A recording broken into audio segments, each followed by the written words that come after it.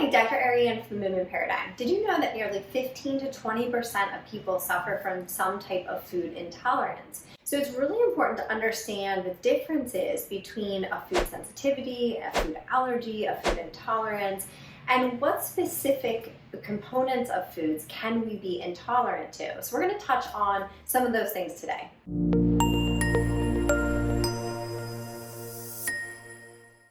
Let's first touch on the 3 different types of adverse food reactions that you can have. So number 1 is a food allergy. So this is considered an immunologic IgE-mediated hypersensitivity. So this is something that will cause an immune response. The second thing is considered a food sensitivity. Now this is referred to as an IgG-mediated response. So it also can be an immunologic response, meaning it's impacting the immune system, but it is a completely different antibody which has a different half-life. So an IgE has a very short half-life, which means that you will most likely have an immediate reaction to a food. Where an IgG can have this delayed sensitivity, which means the half-life is actually 23 days. So it can stay in your system for that amount of time. So lastly is a food intolerance, which is what we're going to focus on today. This is a non-immunologic reaction. So this is where we have an intolerance to a specific component of a food. So we're going to dive into 8 different food intolerances that you may be experiencing. Let's use lactose as our example for the following different types of food intolerances. So lactose is referred to as a FODMAP. So that stands for fermentable oligosaccharides, disaccharides, monosaccharides, and polyols. How we want to think about this is lactose, if you have a lactose intolerance, means that it's poorly absorbed in the gut. So it is going to draw in this osmotic pressure, which means that it can create bloating and diarrhea, cause pain, because it is a poorly absorbed fermentable carbohydrate. Essentially, someone with lactose intolerance would refer to they do not have the enzyme lactase to break down the food. So they don't have the ability to break down the specific food. So now the first food intolerance that we could have are, in fact, FODMAPs. So these FODMAPs, once again, can be different carbohydrates. So things like oligosaccharides could be things like onions and garlic and wheat. Disaccharides can be things like yogurts and cheeses. Monosaccharides can be things like honey, apple, fructose, etc. And then our polyols can be our different types of sugars. So all of these can attribute to poor digestion in the gut. So if we are not able to break down FODMAPs, then that means that there's probably something going on with our gut. So whether that's dysbiosis, that's leaky gut, it's SIBO, and so on, but there's most likely a reason for that. The next is a histamine intolerance. Now, as I mentioned with FODMAPs, there's always typically a reason why someone is having some type of histamine intolerance. It is often due to some type of dysbiosis in the gut, GI inflammation, SIBO, small intestinal bacterial overgrowth.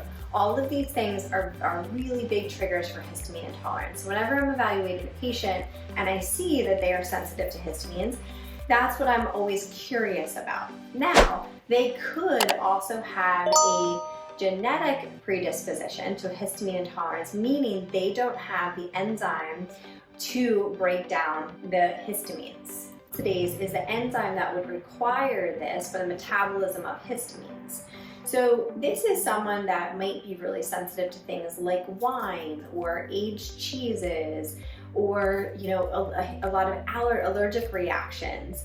All of these things are going to create a histamine response. We've all had histamine responses, whether you've gotten a bug bite or you've had an allergic reaction or a cold. All of these things are normal. However, some people can be very intolerant to the histamine foods. As it relates to treatment of histamine intolerance, it could require a lot of different things. One can be eliminating histamines from your diet. Fortunately, you don't have to do that for a long period of time. And then you could reintroduce them systematically one at a time. Sometimes you might be able to tolerate some and not others. Of course, addressing the gut is number 1. And then potentially a DAO enzyme can be helpful. It does not necessarily fix the entire problem, but it can be helpful if you are consuming histamine foods and you have an intolerance.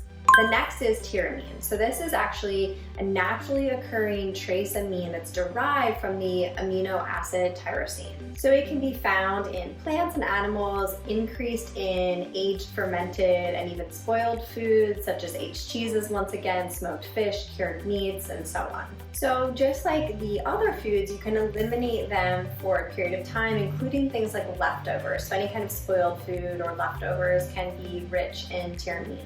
So this is something that you could eliminate and then reintroduce, once again, trying to just really uncover any potential root causes. Sometimes medications can make you more sensitive, and that could be some types of antidepressants, antibiotics. So we want to just really think about that too. What might you make you more susceptible to this? Lectins are next. So lectins are found in most plants and our wheat products, our legumes. And this is a really interesting category because the research doesn't really support this as a really key food intolerance. Although there is a lot from the media perspective, this isn't a very common food intolerance. And eliminating lectins we have to consider because it is such an important food group because it is most of our plants. Next is nightshades. So this is an interesting one because this is also a lot of healthy foods. So this could be our tomatoes, and our peppers, and our eggplant, our potatoes, things that are, provide a lot of nutrition. So this is also somewhat of a controversial food intolerance. There are people who definitely report that nightshades can make them feel worse, and a lot of times that can present as just general inflammation, specifically joint inflammation is one key thing. It's also something that is often added into any kind of autoimmune protocol, so an autoimmune paleo diet. Some eliminations diets are really focused on eliminating nightshades as well. So the evidence here is definitely lacking in showing that this can cause a problem. However, I do think it's worth exploring if this is suspect for you. The good thing about nightshades and these other foods is that you can eliminate them for a very short amount of time to be able to assess. So if it's something you're eating regularly, you can eliminate them for a few days and then reintroduce them and see how you do.